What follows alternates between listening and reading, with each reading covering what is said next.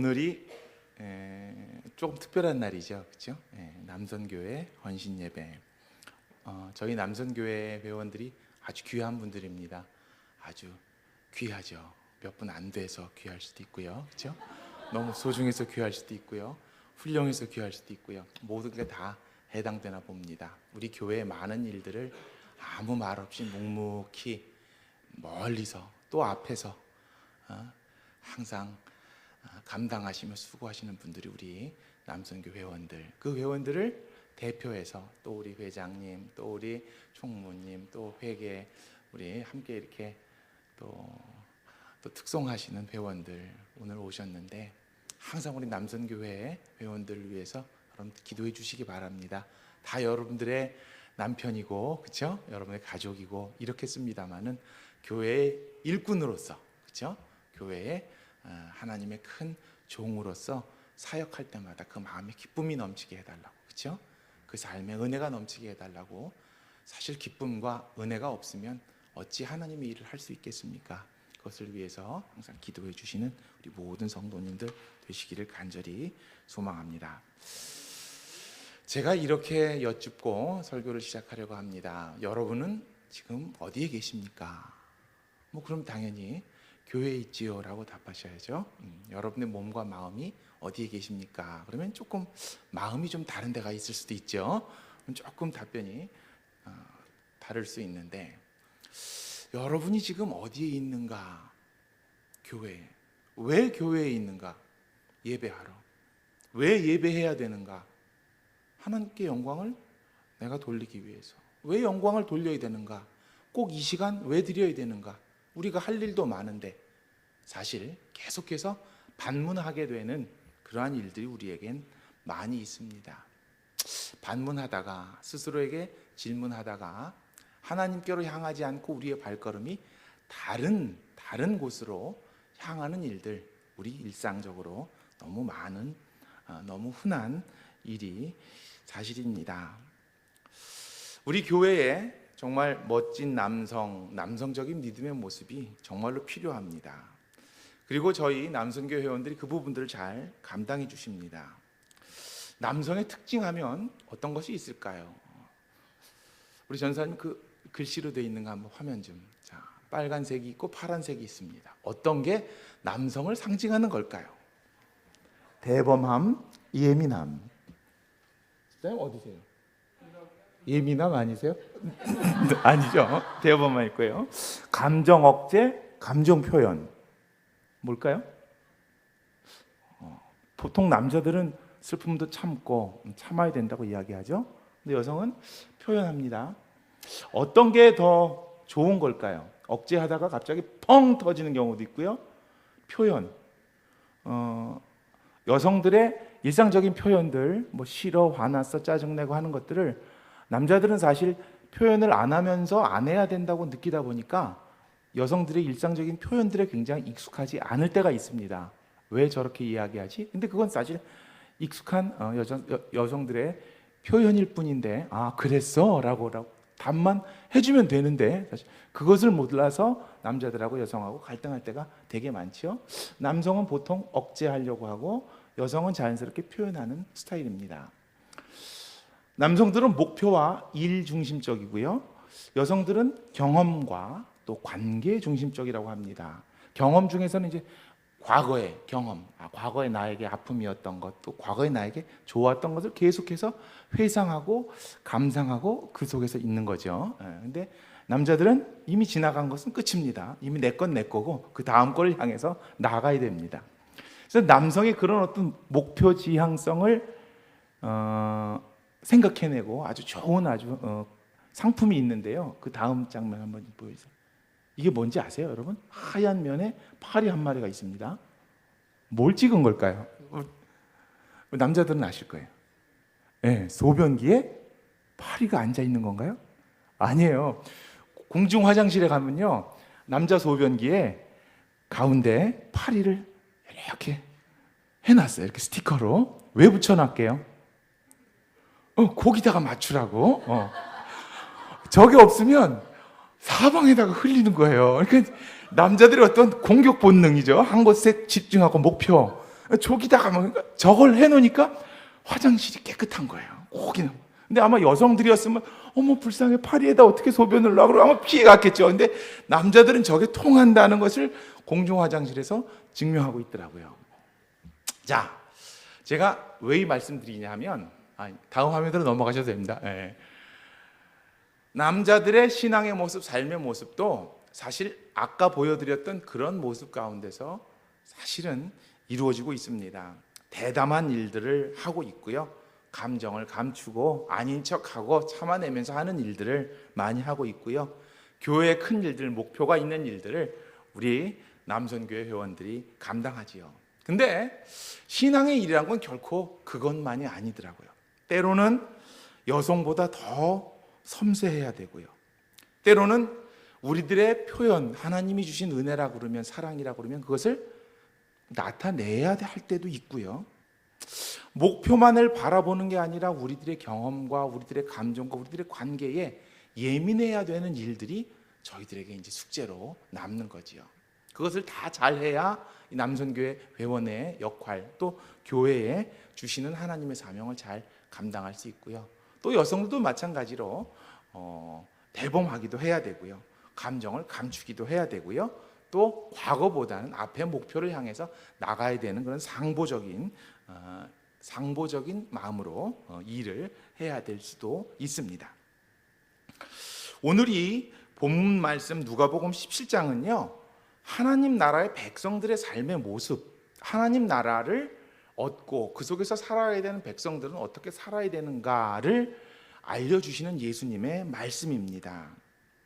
크게 이 네 가지 배경으로 이렇게 본문이 구성되어 있는데요.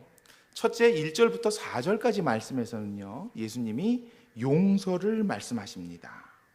용서하라. 실족하게 하지 말고 실망하게 하지 말고 덮어주고 용서하라는 말씀. 특별히 4절 말씀 보면요. 하루에 7번이라도 내게 죄 짓고 7번 내게 와서 회개하노라 하거든 너는 용서하라. 그렇게 말씀하십니다. 나에게 7번이나 잘못한 사람을 어떻게 용서할 수 있을까요? 그런데 그렇게 하라고 말씀하십니다. 그리고 예수님께서도 주기도문에서 우리가 우리에게 죄 지은 자, 잘못한 사람들을 용서해 준 것 같이 하나님께서도 우리의 죄를 용서해 주시옵소서. 우리가 하나님께 죄를 용서받는 전제 조건이 우리가 남을 용서하는 데 있다 하심을 우리는 익히 알고 있습니다. 용서하는 사람이 하나님 나라의 백성이라는 말씀이고요. 두 번째는요. 5절부터 10절까지의 말씀인데요. 이거는 실천하는 믿음을 말씀하십니다. 종의 이야기를 통해서 말도 안 되는 일을 주인이 이야기해도 그것을 말없이 실천한다는 것입니다. 감당해야 되는 일, 내가 감당할 수 있는 뿐만이 아니라 나에게 주어지는 말씀이고 명령이면 실천하는 사람, 하나님의 말씀이면 그대로 살아가려고 노력하는 사람, 그 사람들이 하나님 나라의 백성이 될 자격이 있다는 말씀입니다. 세 번째는요, 오늘 본문이 나오는 20절부터 쭉 말씀, 본문 그 앞에 나오는 20절부터의 말씀인데요. 이것은 11절부터 19절까지의 말씀인데요. 이것은 예수님께서 치유의 기적을 통해서 하나님 나라의 백성들이 어떻게 행해야 되는가, 하나님 나라를 살아갈 수 있는 사람의 자격 조건 가운데 어떤 마음으로 어떻게 살아가야 되는가, 예수님의 치유 이적 사건을 통해서 저희들에게 알려주십니다. 그리고 네 번째는요, 아까 말씀드렸듯이 20절부터 마지막까지 이어지는 말씀인데요.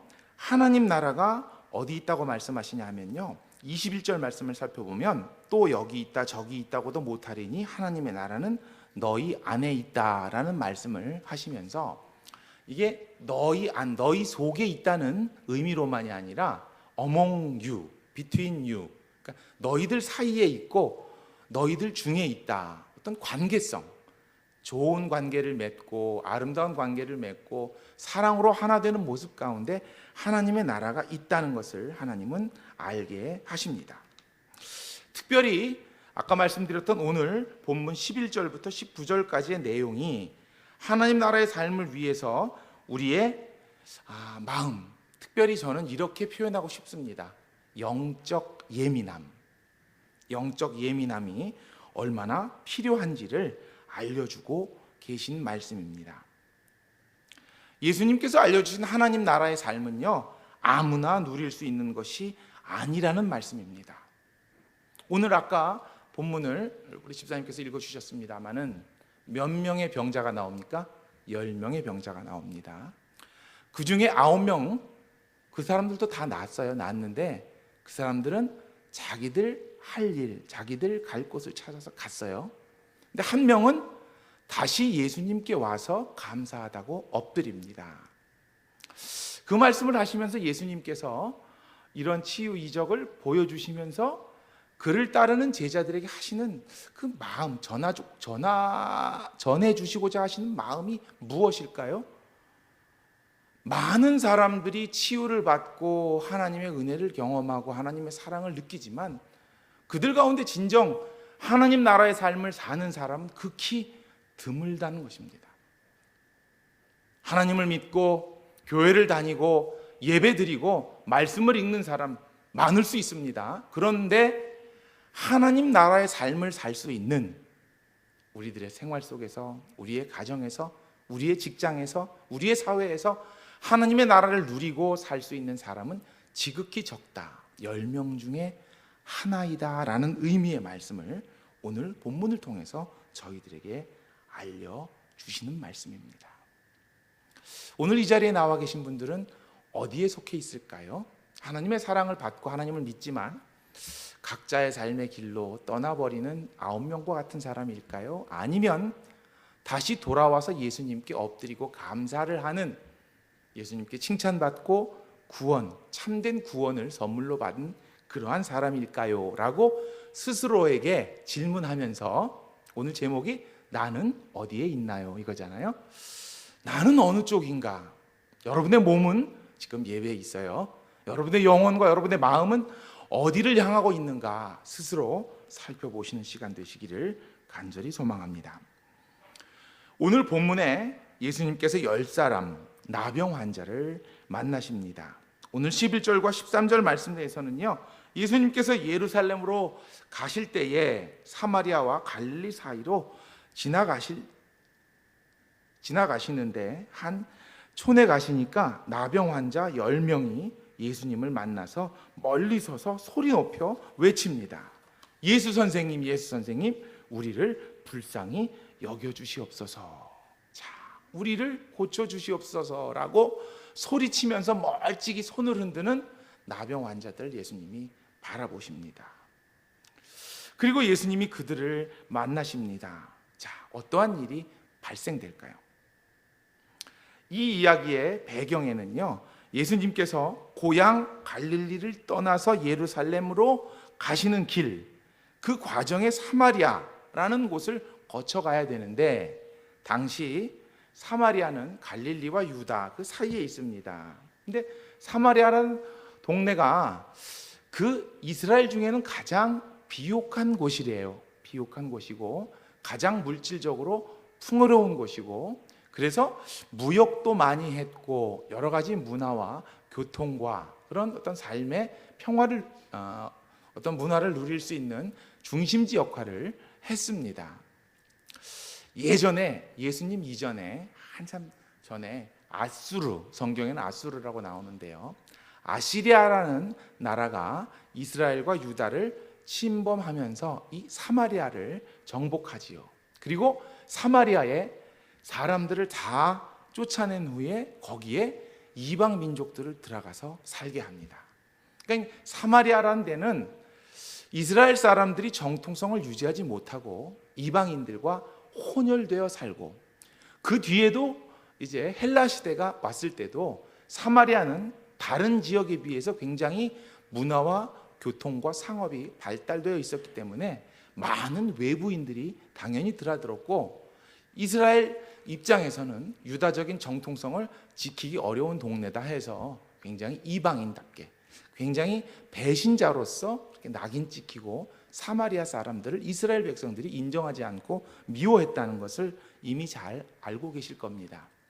오히려 사마리아보다 더 북쪽 갈릴리, 이 땅은 옛날에는 이스라엘 땅이 아니었거든요. 이방 민족이었는데 갈릴리는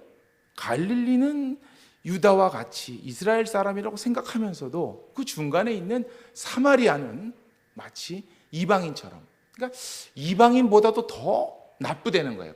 배신자처럼 그렇게 해석하는, 그렇게 보여지는 곳에 예수님께서 피하지 않고 지나가시다가 그곳에서 공교롭게도 소리치는 10명의 나병 환자를 만나시게 되는 겁니다.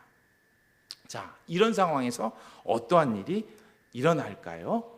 예수님께서 그 10명의 나병 환자를 치유하십니다. 성경에 예수님의 치유 사역은 굉장히 많이 등장합니다.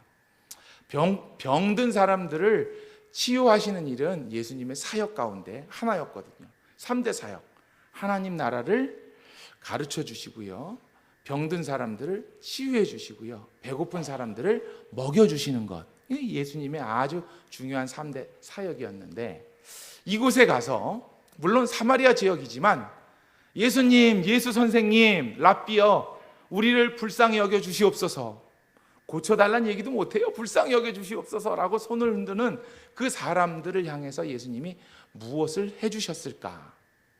오늘 성경 말씀 이렇게 저희들에게 알려줍니다. 14절입니다. 우리 함께 읽어볼게요. 14절 시작. 보시고 이르시되 가서 제사장들에게 너희 몸을 보이라 하셨더니 그들이 갔다가 깨끗함을 받은지라. 아멘. 자, 조금 특별한 치유의 이적이 묘사되어 있는데요, 다른 말씀에서는요, 다른 치유의 이적에서는요, 예수님이 아픈 사람에게 안수하십니다. 아니면 네가 낫고자 하느냐, 그리고 그 사람의 믿음을 확인하시고 고쳐주십니다. 아니면 예수님의 옷자락을 만져서 나은 사람도 있고요, 침을 눈에다가 뱉으시고 또 그렇게 보게 하신 사람도 있고요, 진흙을 이겨서 눈에다가 바르셔서 깨끗게 하신 사람도 있고요, 여러 치유의 기적이 나타나는데 오늘 말씀에서는요, 예수님이 고쳐주시지 않으세요. 뭐라고 말씀하세요? 제사장에게 가라. 오늘 예수님이 고쳐줬다는 말씀이 나옵니까? 안 나옵니다. 제사장에게 가라. 그런데 일종의 예수님께서 그들을 시험하시는 걸까요? 그들의 믿음을 확인하고 싶으신 걸까요? 왜 그렇게 말씀하실까요? 싹 그 앞에서 낫게 하실 수도 있는데, 그렇죠? 손 안 대고도 다 낫다 짠 해서 깨끗게 하실 수도 있는데, 너희 믿음이 너희를 구원하리라, 깨끗게 하리라 하시고 말씀으로써 치유하실 수도 있는데 그런 얘기 한마디 안 하십니다. 그냥 제사장에게 가라. 그런데요, 이 10명의 나병 환자가 어떻게 했습니까? 그 말씀을 들고 제사장에게 갔습니다. 어떻게 해석하면 좋을까요? 어쨌든 믿음의 일을 하고 있습니다. 이 사람들이 예수를 그리스도로 믿는지 하나님을 섬기는지 우리는 알지 못해요. 그런데 예수님께서 가라 하니까 아직 났어요, 안 났어요? 안 났어요. 나병이 걸린 상태에서 제사장을 만나러 마을로 들어가는 거는요, 이 나병 환자들에게는 무슨 얘기냐면 죽으러 가라는 것과 같은 얘기입니다. 절대로 나타나면 안 돼요. 병 중에. 그런데 신기하게 10사람 다 그렇게 갑니다. 아마 요즘 우리의 문화 속에서 생각하면 믿음이 있었나 보다, 아니면 그만큼 낫고 싶은 간절함이 있었나 보다. 그러니까 예수님께서 가라 하니까 아무 말 않고 갔던 곳으로 나옵니다. 그런데 놀라운 일이 발생합니다. 가던 중에 어떻게 됐다고요? 나은 거예요. 어떻게 느꼈을까요? 항상 손가락이 간질간질했는데 안 간지러워요. 여기서 피가 질질 흐르고 여기서 고름이 흘렀는데 그게 안 흘러요. 서로 보면서 깜짝 놀라요. 야, 네 입에 핏물이 안 나와. 너 이상해졌어. 얼굴이 깨끗해졌어. 나은 거죠. 서로 나은 거죠. 예수님께서 고쳐주셨다, 낫게 하셨다, 그런 이야기 하나도 없는데 그들은 제사장에게로 가던 중에 깨끗함을 받아버렸습니다. 자, 이제 이 상황에서 이 사람들이 어떻게 했는지 저희들이 한번 그거를 생각해 봐야 됩니다. 어떻게 했습니까? 예수님이 설명하시죠. 10명 중에 9명이 어떻게 했습니까? 갔어요. 어떻게 할 수 있어요? 한 명만 왔으니까 9명은 갔어요. 한 명이 왔어요. 그 한 명은 제사장에게로 안 가고 그 나은 거를 생각하고 예수님께 온 거예요. 그리고 엎드려서 감사의 예를 예수님께 올립니다. 9사람과 한 사람, 어떤 차이가 날까요? 오늘 합리적인 관점에서 이 말씀을 살펴보면요, 이렇게 설명드리고 싶어요. 9사람은요 굉장히 남성적인 사람입니다. 굉장히 자신의 삶에 충성적인 사람입니다. 굉장히 자신의 목표의 앞일에 정확히 알고 그 일을 하는 사람입니다. 간절함, 정말 깨끗한 사람으로서, 나은 사람으로서 살고 싶었기에 그 삶을 누리기 위해서 막 달려갔을 것입니다. 예수님께 가지 않았던 분명한 이유가 있었을 것입니다. 신앙인이면서도 하나님께 나오지 않은 어떤 그 분명한 이유가 있듯이 말입니다. 어떤 사람이 글을 써서 이렇게 설명을 하고 있더라고요. 저도 아주 재미있게 읽었는데요. 이렇게 9사람 이렇게 설명합니다. 한 사람은 의심이 많은 사람이었대요. 자기가 정말 나았는지 정확하게 확인하기 위해서 많은 사람들을 만나러, 그리고 제사장을 만나러 간 겁니다. 이 사람은. 또 한 사람, 두 번째 사람은요, 신중한 사람이었습니다. 지금은 난 것 같은데 혹시 재발하지 않을까? 그 재발했다가 내가 제사장에게 보이고 그랬다가 사람들에게 보여서 돌 맞아 죽으면 어떡하는가, 그래서 며칠 동안 두고 봐야 되겠다. 그래서 자기 살던 곳으로 다시 돌아간 사람입니다. 세 번째 사람은요, 회의론자랍니다. 조금 삐딱하게 보는 사람이에요. 이렇게 쉽게 나은 걸 보면 내 병은 본래 나병이 아니었나 봐. 단순한 피부병을 내가 지금까지 나병처럼 알고 내가 그걸 긁어갖고 심하게 만든 거지, 나병이 이렇게 쉽게 날 수가 있나? 말이 안 돼. 그동안 자신이 그 몰랐던 것을 반성하면서 나는 왜 이렇게 멍청하게 살았을까? 더 깊은 산으로 들어갔다는 이야기. 네 번째 사람은 합리적인 사고자입니다. 내 병은 나을 때가 돼서 나았을 거야. 이 사람이야 자기 몸이 나은 것을 이해할 수 있는 방법이 없잖아요. 과학적 방법이 없으니까 나을 때가 됐으니까 낫겠지. 그리고 그것을 물어보러 다른 선생님에게 뛰어갔다고 합니다. 다섯 번째 사람은요, 물질주의자래요. 병이 낫고 나니 이제 다른 생각이 나는 거예요. 어머, 옛날에 내 돈, 내 집, 내 땅, 그거 누가 지금 차지하고 있을까? 그거 찾아야지. 그거 알아보러 막 자기가 누리던 곳 마을로 뛰어갔다고 합니다. 여섯 번째 사람은요, 우리 여성들이 아주 좋아하는 사람인데요, 아주 가정적인 사람입니다. 가정적인 사람. 병이 낫고 나니까 뭐가 생각나요? 아내가 생각나고 보고 싶고, 나의 아들, 딸이 생각나고, 나에게 그것이 모두 다 안 돼. 나의 아내에게 먼저 가야지. 나의 자식들에게 먼저 가야지. 다른 생각 하나도 안 하고 식구들 향해서 달려갔다고 합니다. 일곱 번째 사람은요, 공짜를 좋아하는 사람이랍니다. 나병이 나은 사실을 자기중심적으로 해석합니다. 예수란 분이 한 일이 뭐 있어? 그냥 가라란 말밖에 더 있어? 내 몸에 손을 대기를 했어, 나을 거라고 말씀하기를 했어. 그냥 가라. 나는 간 거고, 그건 예수님이 낫게 한 게 아니고 아마 내가 나을 분명한 이유가 있었을 거야. 자, 그렇다면 이제 내가 해야 될 건 뭐지? 배고파 죽겠는데 어디 가서 공짜 밥이나 얻어 먹어야 되겠다. 밥 얻어먹으러 달려갔다는 이야기고, 8번째 사람은요, 상대주의자입니다. 이건 저분만의 능력이 아닐 거야. 분명히 다른 랍비들도 할 수 있는 일, 그냥 저분이 우연찮게 나에게 해준 것일 거야. 누구에게나 당연한 거니까 그냥 가면 될 거야 라고 생각하면서 그냥 자기 길을 간 겁니다. 당연히 그럴 수 있다고 생각이 돼요. 마지막 9번째 사람은요, 외모지상주의 사람입니다. 그동안 나병 때문에 못 입어봤던 옷, 화장하지 못했던 화장, 또 세수하고 목욕하고 새 옷 입고 천천히 예수님께 가야지, 예쁜 모습으로 가야지라고 생각하고 자기 단장하러 갔다고 합니다. 8사람이 그렇게, 모르겠어요 그런 이유로 갔는지, 어쨌든 성경에는 안 나오니까 누가 상상으로 이렇게 글을 쓴 거고, 그렇게 9사람은 자기의 이유로, 자기의 목표로 자기의 삶을 충실히 찾아서 간 거예요. 갔는데 한 사람은 조금 특별한 사람입니다. 이 사람은 머릿속에 무엇이 있었을까요? 고민이 있었습니다. 고민이. 그냥 나의 길을 가야 되나? 다 나은 것 같은데 예수님의 말씀대로 제사장에게 확인을 받으러 가야 되지 않나? 근데 가만히 생각해 보니까 우리가 처음 마음 먹은 게 예수님께 간절히 고쳐달라고 이야기하자고 그랬었는데, 그래서 소리 질렀었는데, 그렇다면 그분이 나를 고쳐주신 게 아닌가? 그 마음이 마음속에 들기 시작하는 거예요.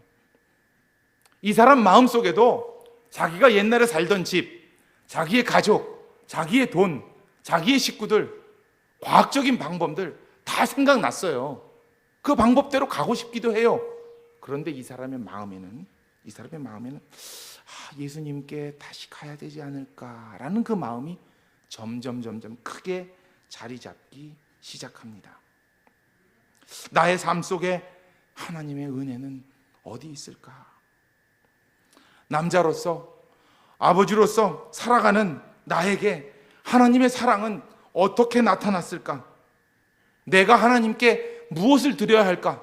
어쩌면 굉장히 여성적인, 경험적이고 관계적인 고민일 수 있을지도 모르겠지만, 이 사람은요, 10명 중에 한 사람, 예수님께 온 사람은요, 그 고민을 하고 있었나 봅니다. 어쩌면 남성의 시각으로 보면 좀 답답할 수도 있어요. 한심할 수도 있어요. 이제 나았으니까 다른 일을 하러 빨리 가서 그 일을 해야지, 왜 다시 돌아가서 그분에게 엎드려 절해야 하는가? 오늘 본문의 말씀을 단순히 병이 낫고 안 낫고 예수님의 치유 기적 가운데 하나로 생각한다면 저희가 다 모르고 있는 거예요. 그렇죠? 만약에 본문의 말씀을 감사드리느냐 감사 못하느냐 해서 감사 안 한 9사람이 나쁘다, 그렇게만 해석하면 예수님의 참된 하나님 나라의 삶의 의미를 저희가 못 깨닫는 거예요. 감사의 이야기가 아니에요. 제가 볼 때는 예민함, 영적 예민함의 그 문제입니다. 오늘 하나님께 예배하시는 남선교 회원들에게는 영적 예민함이 있습니까? 우리 삶의 주인은 누구이신가? 내가 벌어온 돈에, 내가 벌고 있는, 내가 일하고 있는 일에 참된 주인은 누구이신가라는 고민이 있습니까? 내 가정, 내 아내, 내 자식들, 내가 지켜야 되는 이 가정에 참된 주인은 누구이십니까? 라는 고민이 있습니까?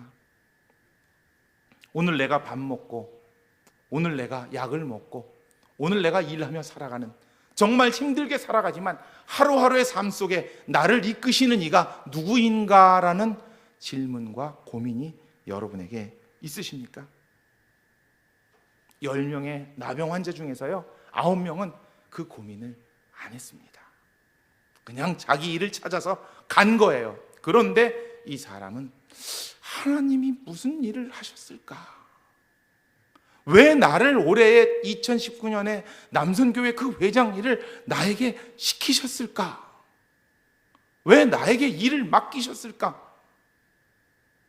물론 사회적인 책임으로, 남자의 리더십으로 그런 부분을 해석하고 책임질 수도 있겠습니다만은, 한번 오늘 본문에 나오는 10명 중 1명, 9대 1에 남자가 가졌던 고민을 해보시기 바랍니다. 하나님이 원하시는 것은 무엇일까? 하나님이 나에게 무엇을 주려 하시는가? 자, 이 사람은요 플러스 하나를 더 받습니다. 야, 요새 마트에 가면 신나는 게 뭐죠? 1 플러스 1, 그렇죠? 똑같은 걸 어떤 사람은 2배 가격에 산 거죠. 나는 반값에 산 거고. 자, 또 하나를 받는데 그것이 진짜입니다. 자, 오늘 19절 말씀. 자, 다 함께 읽겠습니다. 시작. 그에게 이르시되 일어나 가라. 내 믿음이 너를 구원하였느니라 하시더라. 구원이라는 단어가 그 갔던 9사람에게는 주어지지 않아요. 그건 병이 난 거죠. 근데 그 사람이 오늘까지 살고 있을까요? 아니요. 그 사람들 다 그렇게 살다가 아마 죽었을 거예요. 근데 이 사람은 예수님께 찾아 나왔기 때문에 그 영적 민감성을 가지고, 예민함을 가지고 자기 삶에 있어서 하나님의 의미를 찾았기 때문에 이 사람은 한 가지를 더 선물로 받았습니다. 이것이 진짜입니다. 무엇이요? 구원을 받았습니다. 하나님 나라의 삶을 얻었다는 그 말씀입니다. 우리는 성경에 한 사람을 기억합니다. 바로 고난 가운데 있었던 욥. 모든 것이 떠나버리고 모든 것을 잃어버리고 자기마저, 자기의 몸마저 마음마저 황폐게 됐던 상황에서 욥은 하나님을 바라보고 외칩니다. 이렇게 외칩니다. 내가 어머니의 모태에서 알몸으로 나왔는데 내가 비록 다 잃고 알몸으로 들어갈지라도 나를 주신 이는 여호와시고 나를 거두시는 이는 여호와시니 여호와의 이름이 찬송을 받을지니라. 고난 속에서 하나님의 영광을 구했던 욥의 모습이 오늘 본문에 비춰지는데요. 오늘 18절 말씀은요, 이렇게 예수님이 저희들에게 알려주십니다. 이 이방인 외에는 하나님께 영광을 돌리러 온 자가 없느냐. 예수님께 감사드리고 그것이 문제가 아니에요. 감사했느냐 아니에요. 나머지 사람들이 더 가서 더 큰 감사를 했을 수도 있어요. 이 사람만 감사한 게 아니라 이 사람은 그 영적 민감성을 가지고 하나님께 영광을 돌렸다는 겁니다. 모든 것을 다 잃어버렸던 욥도 그 상황에서 하나님께 영광을 돌렸다는 말씀입니다. 여러분은 어떤 상황 속에서 하나님께 영광을 돌리겠습니까? 무엇을 찾겠습니까? 오늘 이 본문의 말씀 나왔던 그 한 사람, 예수님께 감사하고 하나님께 영광을 돌렸던 그 사람처럼 이제는 병자가 아니죠. 구원받은 놀라운 사마리아인 그 사람의 삶을 살아가시는 남성교 회원들, 그리고 모든 성도들, 이 자리에 계시는 하나님의 복된 백성들, 우리 모두의 삶이 되기를 간절히 소망합니다. 함께 기도하시겠습니다.